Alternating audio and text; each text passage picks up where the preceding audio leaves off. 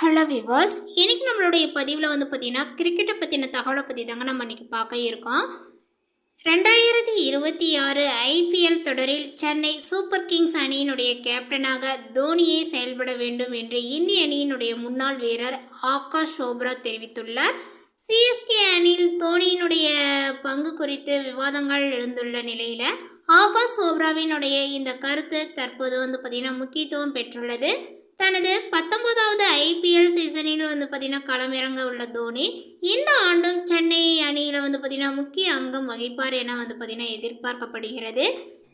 இது குறித்து ஜியோ ஹாட்ஸ்டார் தளத்தில் பேசிய ஆகாஷ் சோப்ரா, தோனி விளையாடுகிறார் என்றால் அவர்தான் கேப்டனாக இருக்க வேண்டும்.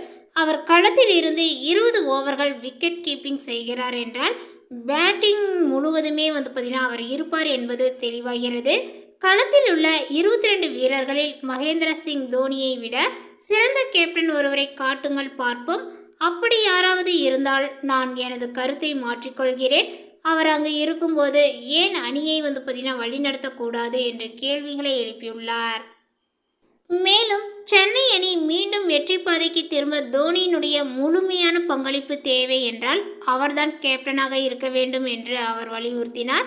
கடந்த 2024 சீசனுக்கு முன்பாக கேப்டன் பதவியில் இருந்து தோனி விலகியதை அடுத்து ருத்ராஜ் பார்த்தீங்கன்னா குவைட்வாட் சிஎஸ்கே அணியை பார்த்தீங்கன்னா வழிநடத்தி வருகிறார். கடந்த சில சீசன்களாக தோனியினுடைய கள பொறுப்புகள் பார்த்தீங்கன்னா படிப்படியாக குறைந்துள்ளன.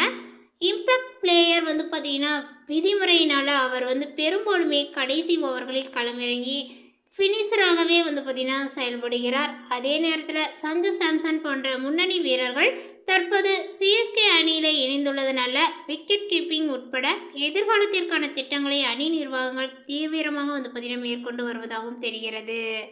கடந்த 2025 ஐபிஎல் தொடரில் சிஎஸ்கே அணி புள்ளி பட்டியலில் பார்த்தீங்கன்னா கடைசி இடத்தை பிடித்து மோசமான தோல்வியை சந்தித்தது.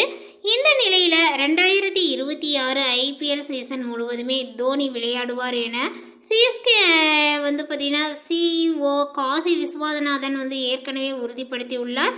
ருத்ராஜ் குவைக்வாட் தலைமையில் அணி மீண்டுமே பார்த்தீங்கன்னா எழுச்சிக்கான முயற்சிக்கக்கூடிய நிலையில் தோனி மீண்டும் கேப்டனாக செயல்படுவாரா அல்லது வழிகாட்டியாக மட்டுமே இருப்பாரா என்ற எதிர்பார்ப்புகள் ரசிகர்களுடைய மத்தியில் அதிகரித்துள்ளது.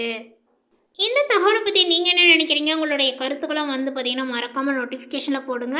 தோனி எப்படி இருந்தால் இந்த மேட்ச் பார்த்தீங்கன்னா எப்படி இருக்கும், எந்த ஒரு நிலையில் பார்த்தீங்கன்னா இருக்க போகுது, தோனி பார்த்தீங்கன்னா கேப்டனாக இருக்கணுமா இல்லை வழிநடத்தியாக இருப்பாரா இல்லை அதில் பார்த்தீங்கன்னா ஒரு அணியில் ஒரு வீரராக இருக்க போகிறாரா அப்படிங்கிறத பற்றி உங்களுடைய கருத்துக்கள் என்னங்கிறத மறக்காமல் நோட்டிஃபிகேஷனில் போடுங்க. மேலும் இது போன்ற பல சுவாரஸ்யமான புதிய தகவலுடன் அடுத்த ஒரு வீடியோவில் சந்திக்கலாம். தேங்க்யூ.